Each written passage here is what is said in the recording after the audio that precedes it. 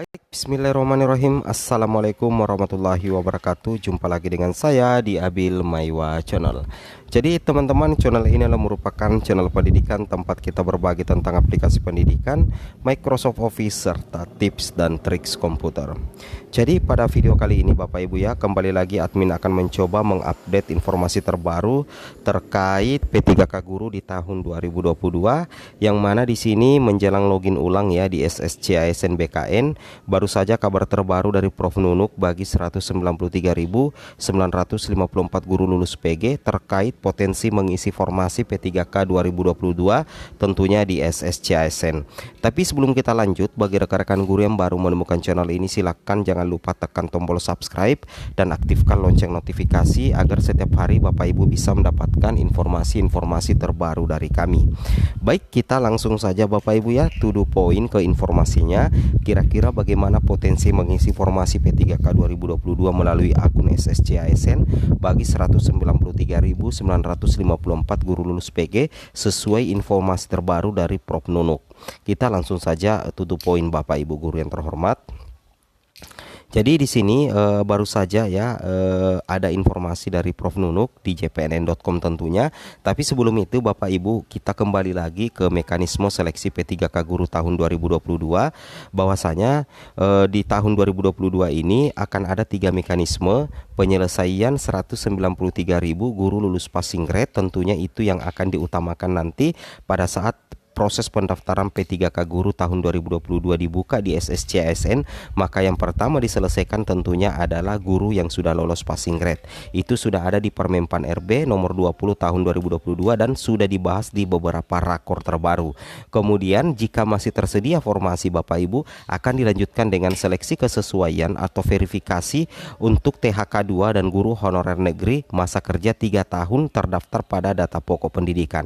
Dan jika masih tersedia juga formasi, maka akan dilaksanakan seleksi tes. Jadi intinya Bapak Ibu ya, beredar kabar bahwa proses pendaftaran akan dibuka pada tanggal 5 Oktober. Ketika proses pendaftaran dibuka pada tanggal 5 Oktober, maka secara otomatis nantinya yang akan diselesaikan terlebih dahulu adalah guru yang sudah lolos passing grade atau masuk dalam kategori P1. Bagi P1 yang akan mendapatkan penempatan saat login SSC-ASN, maka secara otomatis itu akan melakukan proses pemberkasan dan kemudian selanjutnya diangkat menjadi ASN. Sedangkan bagi yang tidak mendapatkan penempatan bagi pelamar P1 nantinya pada saat pendaftaran dibuka, maka diberikan opsi apakah masuk dalam daftar tunggu atau daftar antrian atau turun prioritas untuk mengikuti seleksi kesesuaian. Itu yang harus Bapak Ibu ketahui, dan ini sudah berulang kali dijelaskan oleh Kemendikbudristek ataupun Panselnas. Kemudian di sini Bapak Ibu juga harus memperhatikan bahwasanya ketika sebelum login di SSC-ASN ini berlaku untuk seluruh pelamar, baik itu P1, P2, P3 dan pelamar umum, bahwasanya data Bapak Ibu itu harus terdeteksi di Dapodik dan harus terkoneksi dengan SSC-ASN BKN, dan bagi THK 2 harus terkoneksi dengan database THK 2. Seperti itu Bapak Ibu ya, itu yang harus dipahami. Nah, jadi seperti itu Bapak Ibu ya. Jadi ada koneksi data antara data yang ada di Dapodik dan data yang ada di SSC-ASN tentunya. Karena SSC-ASN itu akan mendeteksi secara otomatis prioritas 1, prioritas 2, prioritas 3 dan pelamar umum, seperti itu. Kemudian kita lanjutkan lagi di sini Bapak Ibu guru, bahwasanya untuk pelamar prioritas 2 dan 3 ini sudah ada alur resminya. Bapak Ibu yang masuk dalam kategori P2 dan P3 tetapi belum memiliki akun, itu wajib untuk membuat akun. Sedangkan yang sudah memiliki akun itu sisa login untuk kemudian melakukan reaktivasi akun di SSC-ASN. Kemudian setelah melakukan reaktivasi akun, itu nanti Bapak Ibu akan melakukan pemutakhiran biodata diri. Tentunya itu penting Bapak Ibu ya, karena nantinya Bapak Ibu akan memilih formasi dan tentunya akan mengikuti seleksi kesesuaian, dan terakhir itu akan melakukan resum pendaftaran. Itu bagi P2, P3 dan bahkan juga berlaku berlaku untuk P1 yang turun prioritas. Seperti itu Bapak Ibu ya. Itu yang harus Bapak Ibu mengerti dan pahami ya, mulai dari sekarang. Oke, kemudian di sini baru-baru saja ya ada informasi dari Prof Nunuk ya, bahwasanya Kemendikbud sebut ada ketimpangan formasi P3K 2022 ya. Di sini dikatakan kasihan guru lulus PG. Ini dilansir di jpnn.com ya, hari Rabu 28 September 2022. Di sini dikatakan Kementerian Pendidikan, Kebudayaan, Riset dan Teknologi Kemendikbudristek itu menyediakan kuota pegawai pemerintah dengan perjanjian kerja atau P3K cukup banyak pada tahun ini. Sayangnya kuota yang disiapkan tersebut itu tidak dimaksimalkan pemerintah daerah atau Pemda. Jadi intinya sebenarnya Bapak Ibu ya, bahwasanya Kemendikbud itu menyediakan banyak kuota pada tahun ini, tapi ternyata tidak dimaksimalkan dengan baik oleh pemerintah daerah. Tetapi ada juga pemerintah daerah yang memaksimalkan sih sebenarnya ya. Itu yang harus kita cermati dan membedakan. Kemudian di sini dikatakan dari data Kemendikbudristek Bapak Ibu ya, kekurangan guru ASN di sekolah negeri itu sebanyak 781.000. Namun total usulan formasi dari Pemda yang telah diverifikasi atau validasi Kemenpan RB itu baru sekitar 319.000 pada 2022. Jadi sebenarnya kekurangan guru yang didata oleh Kemendikbudristek itu 781.000. Namun dari usulan Pemda secara keseluruhan itu baru berjumlah 319.000 ya. Nah, seperti itu. Ini sudah diverifikasi dan tentunya juga sudah divalidasi oleh pihak Kemenpan RB. Itu yang harus dipahami. Kemudian ketika kita lanjut di sini Bapak Ibu guru yang terhormat, di sini dikatakan jadi angkanya masih di bawah 50% ya. Jadi angkanya masih di bawah 50%. Ini kata pelaksana tugas Direktur Jenderal Guru dan Tenaga Kependidikan atau PLT Dirjen GTK Ibu Prof Nunuk Suryani ya, hari Rabu tanggal 28 bulan 9 tahun 2022. Beliau menyebutkan semua provinsi sudah membuka formasi, tetapi ada yang timpang ya. Jadi sebenarnya semua provinsi itu sudah membuka formasi Bapak Ibu ya, tapi menurut Prof Nunuk itu ada ketimpangan ya, ada ketimpangan. Nah, tentunya ini mempengaruhi bagi peluang lolos menjadi ASN Bapak Ibu guru.